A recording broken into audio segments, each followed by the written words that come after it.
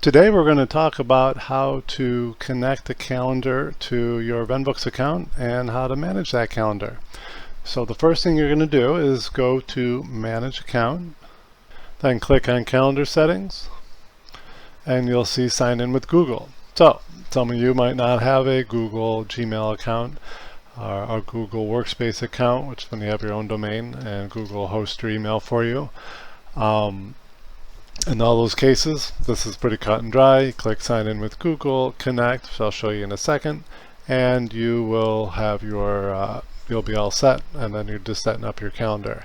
For everybody else, some of you might use an Apple calendar, a Yahoo calendar, a Microsoft Live calendar, or another Microsoft account.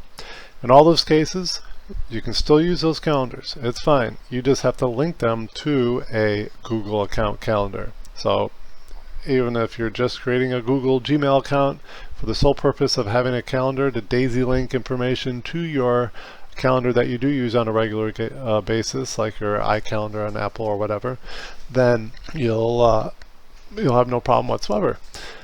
So what we're going to do in those cases is, let's say I have an Apple calendar. So how to connect my Google Calendar to my Apple Calendar. I don't know if it's called iCalendar. Apple Calendar, we're good. So it's very simple, the instructions. So you just Google this. Apple will offer you instructions just like Google will, and it's pretty easy to set up, and they sync together in real time. If you move something on one calendar, it moves on the other, so you'll have no issues whatsoever, and you can keep using your favorite calendar the way you already do. So back to VenBooks. I'm going to do it myself here, and then it's going to pull up a list of accounts that you have. I'm going to connect my personal account, and it's asking, it's telling you what it's going to share. This is what you're given permission to. And this gets more specific, so you're sharing stuff relating to your calendar. And you're all set. So, and jump back into your calendar settings. So, how to manage it. If you had multiple calendars associated with this account, you can select them from here. But I only, this is my main calendar, so you could technically have a separate calendar on your same Google account that's just for VenBooks if you'd like. So you can just do a Google search of how that works within Google's infrastructure if you're interested in keeping that stuff separate. So the next one here is the default calendar event length. So you have an appointment at 3 in the afternoon. Do you want that appointment to go from 3 to 4? Then set this for 1 hour. If you want it to go from 3 to 5, set this for 2 hours, which is what it defaults to. So unfortunately, this isn't going to grab your drive time to get to your appointment, but you can allow this to embody that time after your appointment to drive back. So if your appointments are usually an hour and a half, you would select 2 hours, and then you know you're covered. And if you're looking to book another appointment at 5 o'clock in my example, you know you're probably okay, unless you knew you were way out of your way or something for that 3 o'clock appointment. Even if you have your calendar event set from 3 to 5, you know that likeliness is your signing is going to take an hour, hour and a half, and you have 30 minutes to get to your next appointment, assuming you already have your docs. Anyway, that's up to you. This is more aesthetics and how you want it to work on your calendar. Down here is where you can define how your calendar event looks on Google Calendar. So this first section, this is the event title. And this, you can have it show whatever you want. What happens to be in here as default is it shows the company that hired you first, then the reference number of the file, the signer name, and then the street address. Some people want to see the city that the signing is in first, so they'll put the address first, or they'll want to see the order ID or whatever. It's up to you of what you want, and to change the order you just grab these boxes and move them around. And then if you want to add another field, you want to put the fee in there too, you can do that. And then for each Google Calendar has a note section which you can put unlimited amount of data into. So in this case we're dumping all this data in there too. You can, if you wanted to, just add every field there is into your calendar, and that will be what it will show on your calendar event.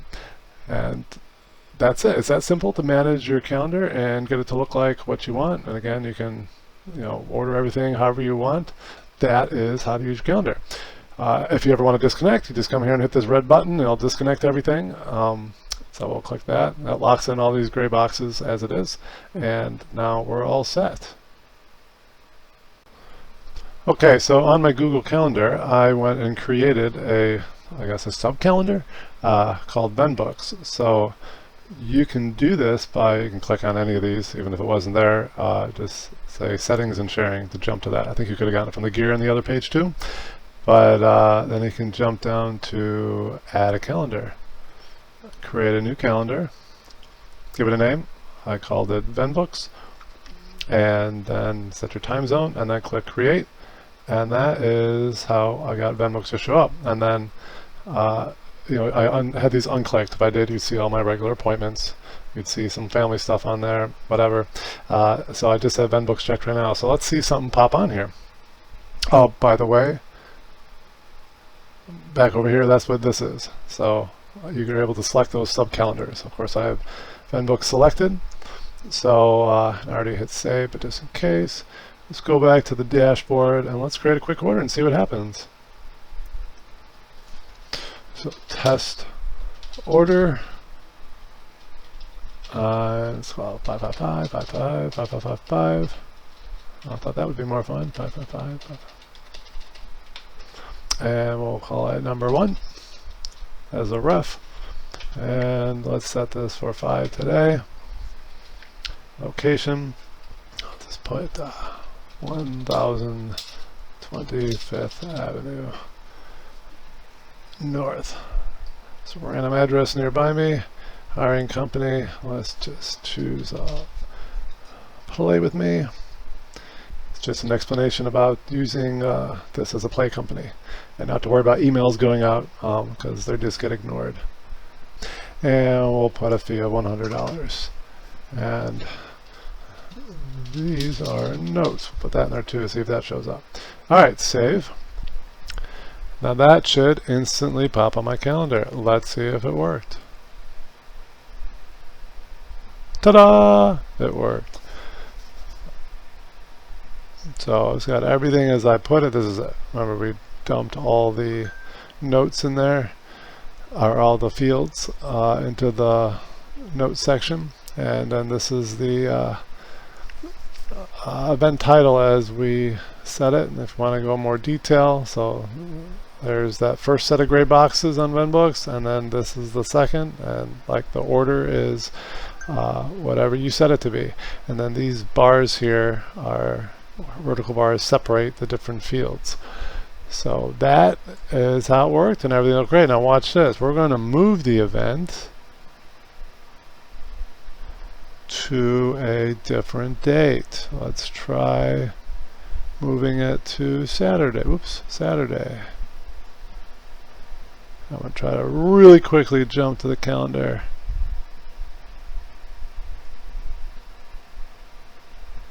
And it moved. And I caught it happening in real time. So that is how that works. Alright, so now you know how to link your calendar to VenBooks. You know how to add a sub-calendar called VenBooks to keep your items separate on your calendar if you wish. You also know how to control how your assignments appear on your calendar. So let me know if you have any questions, and if you're having trouble with any of this, of course we're here to help you out. Just give us a call and we'll get you all set up and straightened out. Have a great rest of your day.